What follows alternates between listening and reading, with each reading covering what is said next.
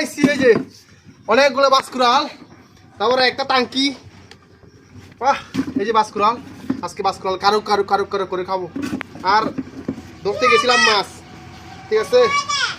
এই যে কোমরে এই দুলটা আমরা বলি চাকা মাছ, দুল আর কি, যেখানে মাছ রাখে। বাবা মাছ ধরছিল আর আমি কি করছি, মাছগুলো ধরে ধরে এই দুলের ভিতরে রাখছি আর কি। এই যে দুল,